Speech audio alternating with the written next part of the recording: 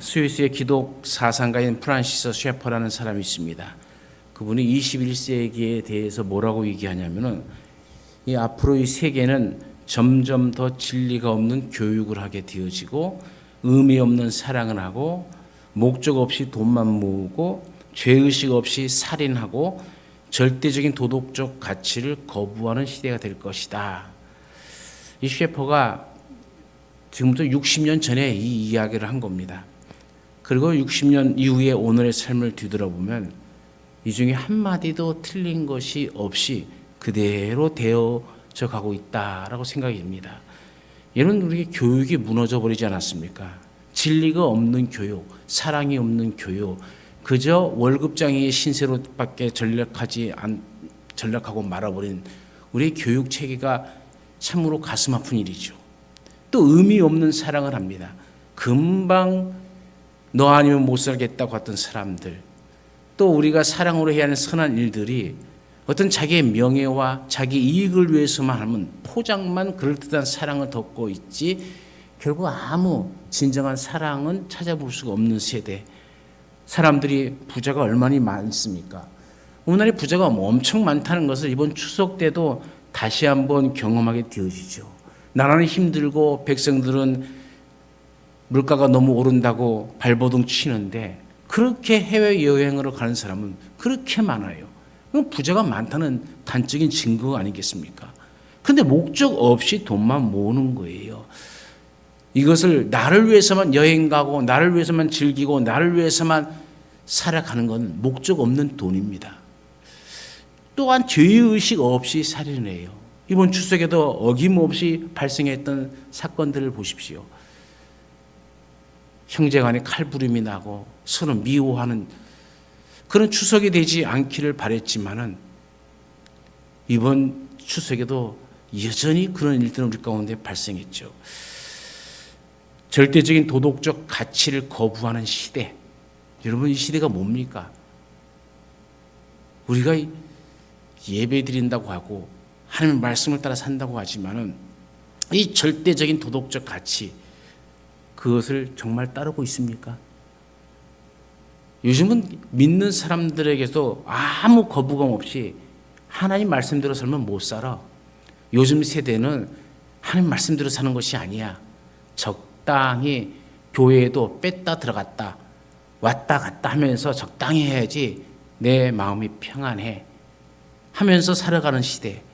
하나님의 도덕적 가치, 하나님께서 우리에게 주신 절대적 가치가 희미해져 버리고 없어진 세대 속에서 우리는 살아가고 있는 것이죠. 이것은 우리에게 근본적인 질문을 던지게 합니다. 여러분, 교회에 다닌다는 것이 과연 무엇을 의미합니까? 왜 많은 그리스도인들이 죄의 노예로 살아갑니까? 그것은 많은 그리스도인들이 교회 생활을 하지만 아주 중요한 만남과 변화를 경험하지 못했기 때문에 그렇습니다. 하나님과의 바른 만남과 바른 관계를 가지지 못했기 때문에 일어나는 일들이죠. 예배에 참석은 하지만 예배하는 자가 아니었음이 분명히 그 삶을 통해서 증거되어지는 겁니다. 많은 그리스도인들이 이와 같이 예배 실패자요, 형식적인 신자로 군림하고 있다는 거예요. 오늘 우리도 형식적인 그리스도인으로 산다면 이 문제가 정말 심각한 겁니다. 오늘 우리는 이 본문을 통해서 진정한 예배자가 되기 위해서, 하나님과의 만남을 통해서 만남을 갖기 위해서 우리가 어떻게 살아가야 되는지 이 말라기 선자의 지적을 통해서 다시 한번 생각해 보기를 원합니다. 말라기는 이스라엘 백성들의 식어진 신앙을 지적하고 있지 않습니까? 하나님은 놀라운 사랑을 하시지만 이스라엘 백성의 마음은 심히 냉담하기 짝이 없습니다. 여호와께서 내가 너희를 사랑하였노라 이렇게 우리가 오늘 읽지 않았지만 이전에 말씀하지만은 너희는 이르기를 나 어떻게 우리를 사랑하셨나이까 하는도다. 하나님은 내가 너희를 사랑한다라고 하는데 이스라엘 백성들은 하나님이 어떻게 우리를 사랑했습니까? 사랑의 증거가 안 보인다는 거예요. 주의를 보라는 거예요. 하나님이 우리를 사랑했다면 우리에게 복을 주고 우리가 창대하고 하는 일마다 잘 되어서 거부가 되어야 될 텐데 이게 쫄딱 망해버린 나라, 쫄딱 망해버린 이 가난한 민족, 하나님의 사랑이 어디에 있느냐라고 이야기하는 겁니다. 이제 말라기 선지자는 이 백성들이 이런 것을 원망을 떠나서 백성 전체의 죄를 고발하다가 구체적으로 이들을 이끌어가는 영적 지도자들에게 방향을 돌리고 있잖아요. 그들이 바로 제사장들입니다. 오늘 6절 말씀이 바로 이 제사장들의 타락에 대해서 얘기하고 있습니다. 이 구약에서의 제사장은 하나님의 선택을 받고 하나님과 백성 사이에서 제사를 드리며 중재적 역할을 감당했던 인물들입니다. 이 제사장은 인간의 모든 죄를 담당하시고 십자가의 몸을 바치신 예수 그리스도를 예표하고 있는 아주 중요한 직책입니다. 예수님께서 이 땅에 오셨습니다. 그리고 이제 십자가에 진 다음에는 우리는 어떤 희생 제물이나 또 제사장이 필요하지 않는 시대 속에서 살아가는 것이 확실하죠. 예수님이 오신 이후 제사장의 의미는 축소되어진 것이 아니라 더 넓혀져 갔다는 사실을 우리가 인식해야 된다는 겁니다. 이것이 바로 예수 그리스도를 통해서 구원함을 받은 모든 그리스도인들이 바로 신약 시대의 제사장이다라는 얘기죠. 구약의 제사장들은 특별한 옷을 입고 특별한 의식을 행했습니다. 그러나 오늘날의 제사장들은 그리스도로 옷 입고 그리스도를 전하는 신앙인들을 가리키는 말입니다. 베드로전서 2장 9절에는 뭐라고 얘기합니까? 베드로가 너희는 택하신 족속이요 왕 같은 제사장들이라 이렇게 이야기하고 있지 않습니까? 모든 그리스도인들이 바로 이 시대의 제사장들이라는 것이죠. 여러분은 교회 안에서의 직분을 가진 제사장으로, 가정에서는 영적 머리로서의 제사장으로서, 사회에서는 세상 사람들에게 하나님의 영광을 나타내고 보여줄 그런 제사장들로 하나님 앞에 부르심을 받은 자들입니다. 그러면 오늘의 우리가 하나님의 제사장이 되어서 참된 예배를 드리는 자가 되기 위해서 필요한 것이 무엇이겠습니까? 오늘 말라기 선지자 전체를 통해서 보면 그 첫 번째가 하나님을 공경하는 마음이 있어야 된다는 거예요. 여러분, 제사장은 무엇보다도 하나님의 사람입니다. 하나님이 기름 부어 세운 자들입니다. 이 하나님의 사람됨, 그 첫 번째 조건은 하나님을 아는 거예요. 본문에 가장 많이 나타나는 하나님의 이름 가운데 그것은 만군의 여호와라는 이름이 많이 등장합니다. 하나님은 지극히 높고 위대하신 분이라는 얘기죠. 그러므로 예배의 가장 중요한 조건은 이렇게 하나님을 두려워하며 공경함이 있어야 된다는 겁니다. 하나님이 인간을 지으실 때에 진흙으로 지으셨죠. 흙으로 지으셨습니다. 그리고 그 코에 생기를 불어 넣으셨습니다. 단순한 바람이 아니라 하나님의 영입니다. 하나님의 영으로 우리는 하나님을 알고 하나님을 찬양하고 하나님께 예배하는 겁니다. 이런 인간을 향해서 생명이 되었다라고 얘기하는 겁니다. 이것을 간단히 설명하면 진흙에 하나님의 영을 더하면 사람이 되어집니다. 그러나 사람에게서 하나님의 영을 빼버리면 흙덩어리에 지나지 않습니다. 그러므로 사람에게서 하나님의 영이 없으면, 하나님의 지식이 없으면 진흙에 흙에 불과한 것이죠. 인간이 참 인간 되는 것은 하나님의 영으로 하나님을 아는 지식을 가질 때입니다. 그러나 이스라엘의 제사장들은 하나님을 알지도 못했고 공경하지도 않았습니다. 그러기에 하나님에 대한 사랑이 식어졌고 관심도 식어졌고 하나님에 대한 지식이 화석화되어 버렸어요. 돌덩어리처럼 되어버린 겁니다. 그래서 그들은 하나님의 이름을 멸시하는 일들을 서슴지 않고 행하고 있는 겁니다. 하나님에 대한 공경함을 잃었고 경외감도 잃었고 하나님의 이름을 멸시했고 주님의 이름을 경홀히 여기는 일들이 이스라엘 백성 가운데 만연하게 퍼져버렸습니다. 영적인 죽음의 상태에 있었던 것이죠. 이것이 바로 그 시대의 타락상입니다. 신앙의 시작은 우리 인간에게서 시작되는 것이 아닙니다. 모든 것이 중심과 근원이 하나님께 있습니다. 하나님은 말씀으로 만물을 지으시고 다스리시고 지금도 역사하십니다. 그러므로 우리 심령에 이런 하나님의 마음의 공경이 없다면 하나님이 기뻐하시는 참된 예배를 드릴 수가 없는 겁니다. 오늘 이 자리에 여러분 예배 드리기 위해서 나왔다면 여러분 심령에는 무엇보다도 하나님에 대한 공경함이 가득 차 있는 상태에서 예배를 드려야 그 예배가 합당한 예배가 되어줄 수 있는 겁니다. 언제 어디서나 어느 환경에 처해 있든지 오늘 우리의 심령이 하나님을 공경하는 그런 마음으로 가득 차서 하나님이 기뻐하시는 참된 예배를 드리는 자녀들이 되어지기를 간절히 축원합니다. 두 번째로는 하나님의 위대하심과 고귀하심을 인정하고 높여야 합니다. 이스라엘 백성들은 이런 하나님을 지식적으로는 알았지만 이미 지식이 화석화 되어버린 겁니다. 그러니 하나님을 진심으로 높이질 않는 겁니다. 그들의 믿음은 식어졌고 그들의 사랑은 식어졌습니다. 하나님께서는 이들이 나의 이름을 높이지 않는다고 책망을 하십니다. 그러나 이들은 자신들이 하나님을 더 이상 공경하지 않는다는 사실마저도 모를 정도로 믿음이 연약하고 허약한 상태에 있었던 겁니다. 그들은 직업적 종교인으로 하나님을 안다고 하였지만 실제로는 하나님과는 관계없는 삶을 계속하면서 반복적으로 살아가고 있는 것이죠. 하나님을 나의 생각과 방법과 가치관을 따라서 섬기려 하면 안 됩니다. 하나님은 만군의 여호와이십니다. 모든 것의 근원이 되시는 하나님이십니다. 하나님을 높이는 자만이 오늘날의 제사장이 된다는 것을 명심해야 합니다. 오늘 이 시대에 참 예배자가 되며 참 하나님의 사람 됨의 가장 중요한 것은 항상 여호와께 영광 돌리기를 힘쓰는 겁니다. 그 중심을 하나님께 두라는 얘기입니다.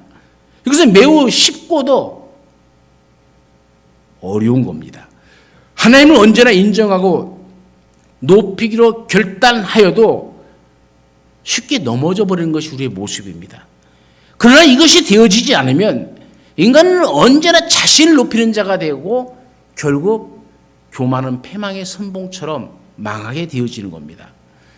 우리가 지구촌 교회 이동원 목사님을 잘 아실 겁니다. 지금은 은퇴하셨지만은 그분의 간증 이야기를 들어보면 그런 얘기가 나와요. 한참 전도사 시절 30대 잘 나가던 시절에 이 부산에서 큰 집회가 있었어요. 당시 이 선명의 총재가 우리나라에 오셔갖고 전도 집회를 하는데 일이 잘못되어서 통역하기로 한 분이 오시지를 못한 거예요. 그래서 이동원 전도사가 통역을 하게 되었습니다. 생애에 가장 많은 청중 앞에서 유창하게 통역을 잘했어요. 많은 사람들이 칭찬을 합니다. 그 당시 이제 한경직 목사님도 이 이동원 전도사의 등을 두드리면서 한국교회에 참 보배가 나왔다 하면서 칭찬해 줬습니다. 어떤 분은 또 잘생겼다, 미남이다, 목소리도 좋다.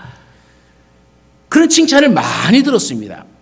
호텔에 들어와서 이제 잠을 자려고 하는데 너무너무 신이 난 거예요. 그러면서 문득 그런 생각이 들더라는 거예요. 이제는 내 시대가 열렸다. 나는 이제 스타다. 그런 생각이 들더라는 겁니다.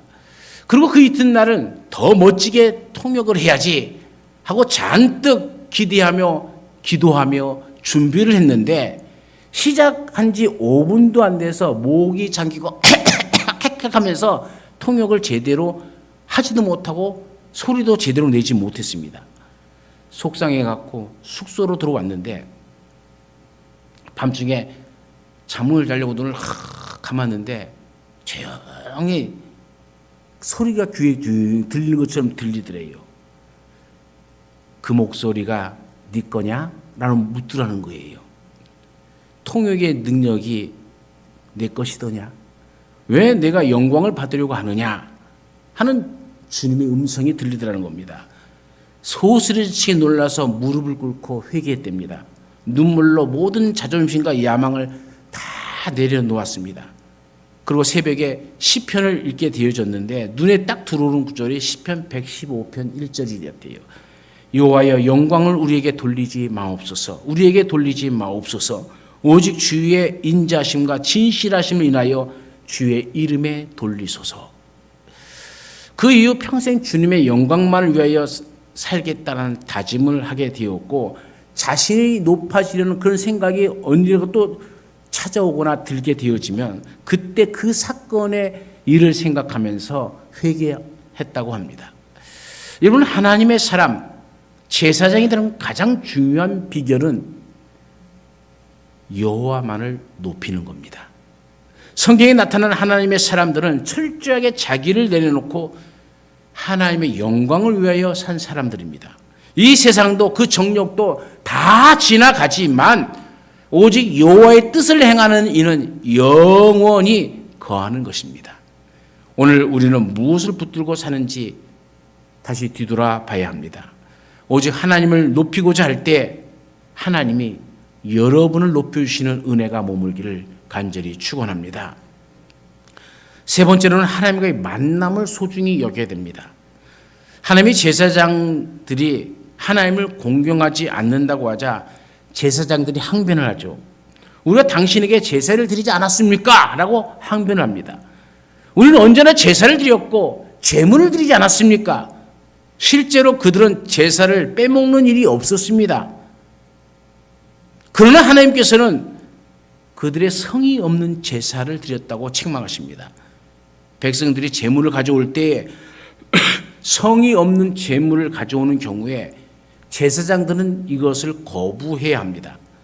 그러나 제사장들은 아무 것이라도 상관없다, 까다롭게 굴 것 없다 하면서 성의 없는 예배를 계속해 왔습니다.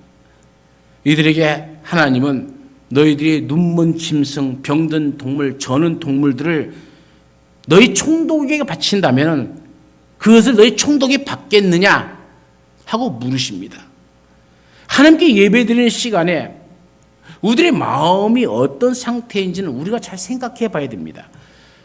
우리의 예배가 최선을 다한 예배가 아니며 하나님이 원하시는 방법을 따른 것이 아니라면 우리의 예배는 오히려 하나님을 모독하는 것이 되어집니다. 예배는 예와 배입니다. 예는 하나님께 마땅히 지켜야 할 예절입니다. 그 예가 없는 겁니다. 그리고 하나님께 하나님과 공경한다는 것이 말이 되어집니까? 말이 되어지지 않는 일이죠. 우리의 예배에 있어서 외적인 자세도 대단히 중요하다고 얘기하는 겁니다. 구약 시대의 제사장들의 옷은 평신도들이 다른 사람들이 성도 일반인들이 입는 옷과 다릅니다. 하나님께서 구별하셨습니다. 대제사장이 입는 옷은 더 구별해 놓으셨습니다.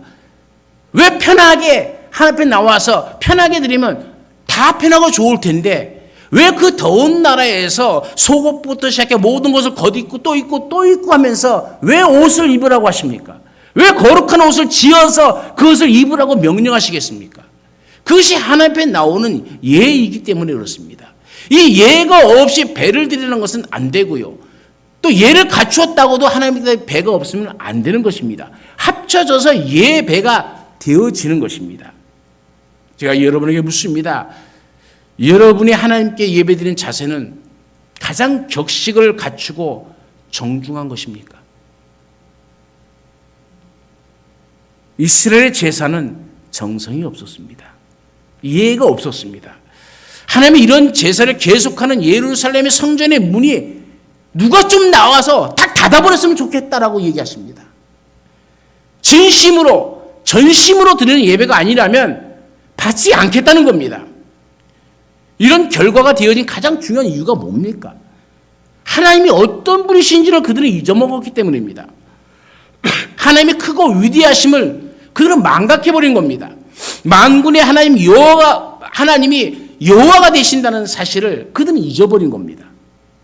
우리들의 예배가 하나님 보시기에 가증한 예배가 되지 않으려면 항상 하나님의 위대하심을 묵상하고 하나님과의 깊은 만남과 교제가 우리 삶 속에서 이루어져야 합니다. 이것이 먼저입니다. 그것이 아니라면 우리는 하나님의 위대하심을 잊고 의미 없는 예배만 계속해서 반복하여 드리고 하나님은 그 계속해서 의미도 없고 사랑도 없고 성의도 없고 정성도 없고 아무 공의도 없는 그 예배를 드릴 때마다 하나님은 진노하시고 분노하시는 겁니다. 오늘 여러분이 하나님 앞에 예배드린 자세는 어떻습니까? 예배는 찬양과 영광을 받으실 하나님 앞에 우리 자신을 드리는 겁니다. 이 드림의 정신이 예배의 생명입니다. 우리는 노래를 부르는 것이 아니라 찬양을 주님께 드리는 것입니다. 헌금을 하는 것이 아니라 헌금을 드리는 것입니다. 이 드림의 예배가 이 예배의 핵심입니다. 우리가 잘못 사용하는 말 가운데 예배를 본다, 헌금을 했다, 봉사했다 이런 말들입니다. 예배의 모든 것, 헌금이든지 봉사든지 헌신이든지 보는 것이 아니라 드리는 겁니다. TV에서 축구 경기를 중계 방송할 때가 있죠. 특히 국가대표 경기를 할 때 보면은 우리나라가 이기고 있으면 신이 나죠. 그것도 한 골, 두 골이 아니라 월등한 차이로 이기면 신이 납니다. 막 신이 나고 마음의 기쁨도 있지만은 축구를 내가 했다라고 말하지는 않습니다. 구경했다라고 했죠.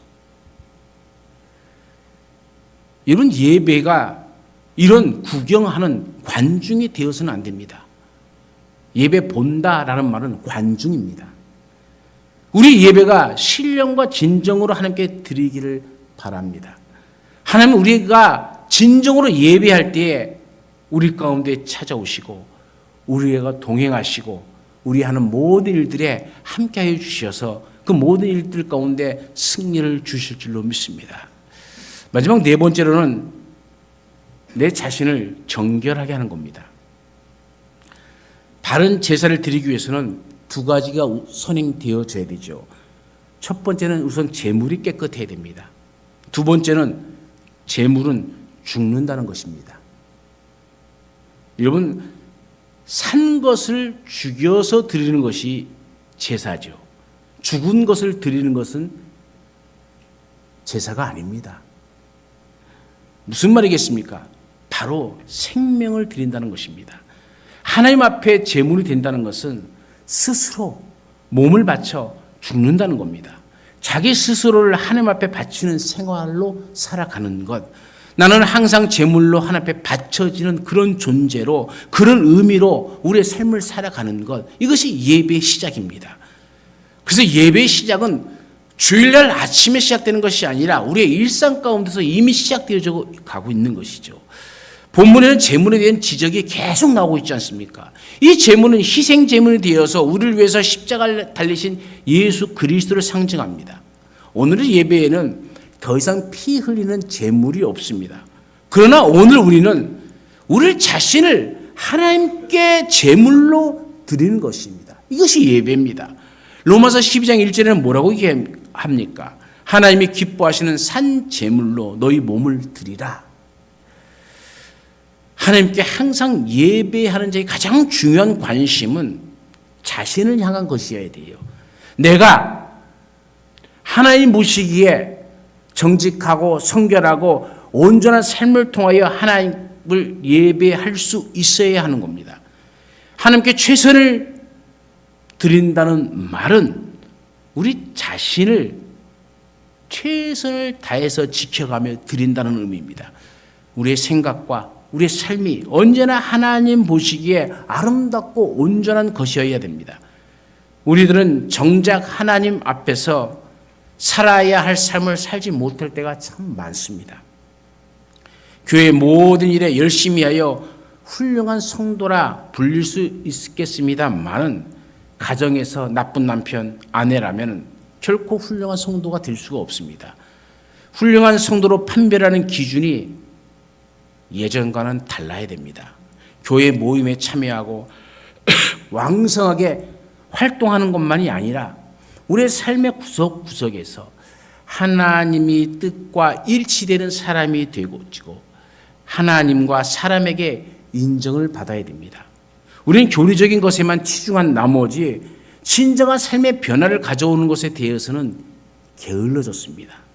주님은 우리가 무엇에 대해 생각하고 아는 것에 대해서가 아니라 우리가 어떻게 행해야 하는지에 대해서 말씀을 하셨다는 것을 기억해야 됩니다. 우리의 잘못된 습관과 행동이 바로 놓이고 우리의 모든 습관과 시간을 제물로 드려서 우리가 우리의 삶의 주인이 아니라 하나님이 우리를 이끌어 가실 수 있도록 내 자신을 하나님께 내어드려야 되는 겁니다. 하나님 앞에서 우리는 작은 일에도 성실하며 거룩해야 합니다. 오늘 우리는 하나님의 사람으로 살아가고 있는지, 우리의 삶이 하나님을 향한 예배인지를 살펴보아야 됩니다. 하나님 앞에서 우리의 삶의 원칙을 정하셔야 됩니다.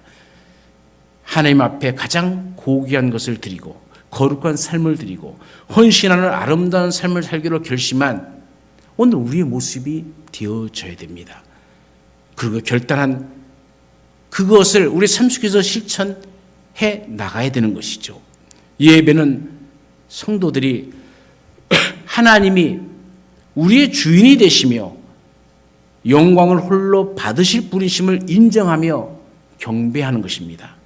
우리가 진정으로 하나님 앞에서 예배 드리는 자가 되어질 때에 말라기 시대에 이스라엘 백성과 제사장들을 보며 탄식하셨던 하나님이 오늘 우리를 보면서 기뻐하실 수 있도록 탄식이 아니라 하나님이 우리를 향한 기쁨과 또 평안이 우리 삶 속에 넘칠 수 있도록 오늘 우리를 또 우리 스스로가 우리 자신을 하나님 앞에 산 제물로 드리는 하나님의 자녀가 되어지기를 간절히 축원합니다. 언제나 우리와 함께 하시는 하나님, 우리의 삶 속에서 과연 우리는 하나님이 기뻐하시는 산 제사를 드리고 있는지를 뒤돌아봅니다.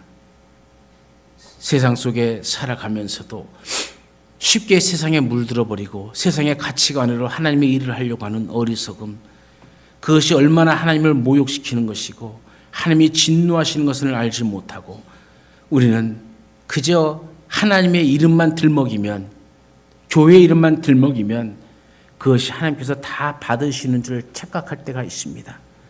우리의 착각이 이제 사라지고 하나님의 사랑이 우리 가운데 어떻게 나타났는지, 그리고 하나님 우리를 얼마나 사랑하시는지를 다시 한번 깊이 깨닫고 하나님이 우리를 바라보시면서 가슴 치며 통곡하는 것이 아니라 우리의 삶이 하나님 앞에 기쁨이 되어지고 우리의 드리는 예배가 하나님 앞에 큰 감사가 되어지며 또 우리의 모든 일들을 통해서 주님 오시는 그날까지 하나님 앞에 바로 서갈 수 있도록 날마다 내 자신을 쳐 죽이셔서 하나님께 산 제사를 드리는 자녀들이 되게 하여 주옵소서. 언제나 우리 가운데 함께 하시는 예수님의 이름으로 기도드리옵나이다. 아멘.